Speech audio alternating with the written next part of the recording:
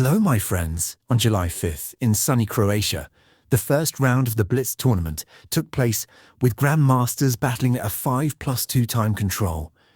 And everyone wanted to know, could the Norwegian Viking Magnus Carlsen recover and get revenge on the Indian Lion Gukesh for that painful loss in Rapid? We had the Ruy Lopez on the board. White starts pressuring the pawn on e5, attacking the knight. Dommaraju counterattacks the central pawn. Magnus chooses the anti-Berlin, strengthening the center. Black develops the bishop beyond the pawn chain. White mobilizes the knight, and after castling, Carlsen trades on c6, simplifying the position, shifting it to pure positional play, and damaging Gukesh's pawn structure. Taking on e5 here gives White nothing because of a fork, threatening the knight and the king. After bishop, e3 and recapturing, White could get the piece back with the 4, but then Black regains the pawn, and the position is completely equal. So, in our game, Magnus skips the capture, looking to trade the opponent's active bishop. Gukesh refuses and defends the pawn. The white bishop keeps up the annoying pressure, pinning the knight. Black makes a luft, also pins the knight, finishing development. White attacks the bishop, takes, recaptures. Carlsen wants to turn the royal residence into ruins. Dommaraju defends with bishop e7. And now, to the endgame with the young star. Magnus trades another pair of pieces, leaving the opponent with a clumsy bishop locked on e5 against a nimble knight. White starts pushing pawns on the king side. Black connects the rooks. After h4, they want to throw the bishop to c5. The Viking hides his king in safety. Gukesh activates the bishop. White breaks the pin. Dommaraju considers trading his bad bishop. Magnus, of course, declines. Taking on b2. Not a good idea. White would attack the bishop, then trade on d4, and invade the 7th rank, harassing weak pawns. So the world champion declines and retreats the bishop to b6. The Norwegian wants to place the knight on f5. Black covers the weak squares. White plays knight g3 anyway. Black attacks the pawn. The rook moves behind, promising it great glory. The Indian Lion lifts the rook to the half-open file, defending along the 6th rank. Magnus keeps placing pawns on opposite squares from the bishop, leaving it nothing to attack.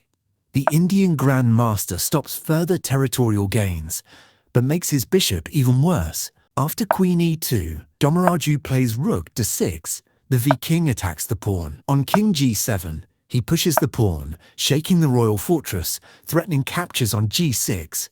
Gukesh begs for a queen trade. Magnus agrees and instantly drops a masterclass in why the knight, in positions like this, can completely humiliate the bishop.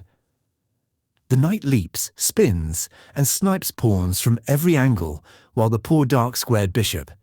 He's just standing in the corner, quietly watching the game unfold, already thinking about how one day he will write a chess bestseller, 21 Critical Bishop Mistakes, with this very match on the cover.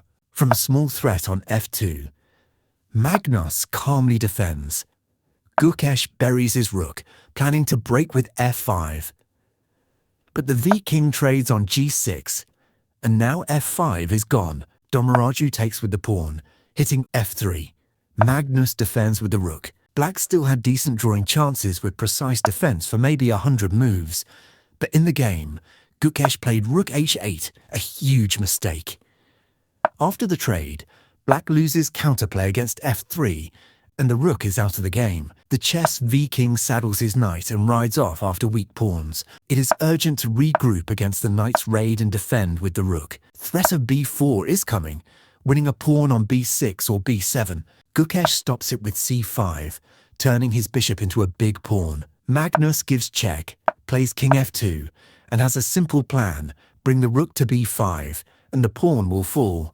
Dommaraju immediately tosses a pawn, aiming either to push b6 or, as happened in the game after capturing on a5, to activate his pieces with a check to the white king. Magnus tucks his monarch away on e2. The players trade. Black gives a check along the d-file, and the white king marches forward with confidence, lending direct support to his forces on this sector of the board. The Indian Grand Master strikes at the knight after white captures on b7.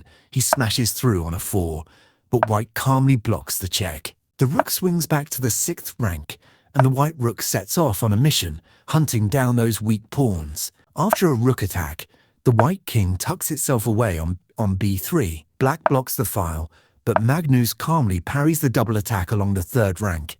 Gukesh shields his fragile pawns, and Magnus, with that trademark grin, seems to say, "All right, kid, back off from here." After the bishop retreats, the white rook storms into the 7th rank, weaving a mating net.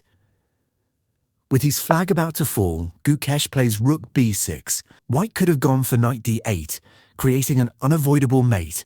But Magnus, whether he missed it or just wanted to toy with his opponent, calmly scoops up the pawn on c7 instead. Unable to endure any longer, on move 47, Gukesh extends his hand in resignation. What a masterclass in positional play from the Norwegian Viking against the world champion from India. This game proves it is not enough to know openings and solve tactics until you turn blue.